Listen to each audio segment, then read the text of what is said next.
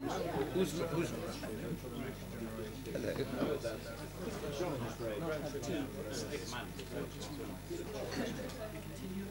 Mr. Ekins, we just finished a seminar on this international climate investment community.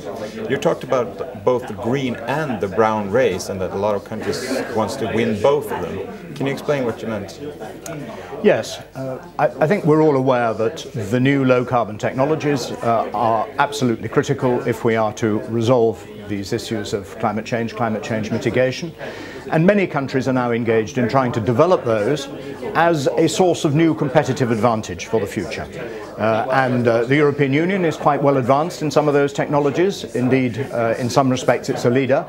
But it's facing increasing competition both from the Asian countries, and particularly China, in a number of technologies, but also from the US, which has always been a big spender on these technologies. At the same time, obviously, these technologies are a relatively small proportion of economic activity. So here we have a green race going on with these technologies, but there is also a brown race with very powerful energy-intensive industries, steel, cement, pulp and paper, chemicals, shipbuilding, and countries want to win that race as well.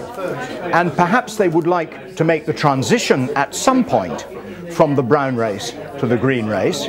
But the big danger which they see is that if they put too many eggs in the green race basket, then they may find that they lose the brown race. So this transition is a very, very difficult thing to manage. And how do you manage that, from the brown race to the green race? Well, for me, easily the most important single instrument was something which is already well implemented and understood in Sweden and a number of other European countries, and interestingly is increasingly under discussion in Asia, is environmental tax reform, where you shift the tax burden from the use of labor and profits and innovation. You shift the tax burden to the use of carbon and perhaps other natural resources as well. And if you do that gradually, in a way that industry can plan for, you will find, firstly, that the economic impact, the macroeconomic impact of that is negligible and may even be positive. You may get more employment out of that, and many of the models that have studied this show that. But you also get negligible costs, but you do get an industrial restructuring, with the green technologies becoming increasingly competitive and therefore growing and taking up employment, and the brown technologies becoming less and less important in the economy. You may have to protect them for a short time, you may have to have special arrangements from these tax shifts as you're moving out, but all the evidence I've seen suggests that it's perfectly possible to make the transition in that way.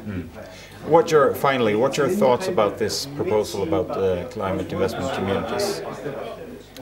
I think it's essential that those countries that want to make progress in this area do start talking seriously about doing so. It's clear that both the G20 and the global approach of the Framework Convention, those negotiations will continue, but they're going to take much longer than we've got. And those negotiations, I think, can only be accelerated if a significant, important and growing number of countries show that actually you can address this issue and you can make progress without damaging your economy. And therefore I think it's very important for a community of nations such as is being proposed to come together to show that.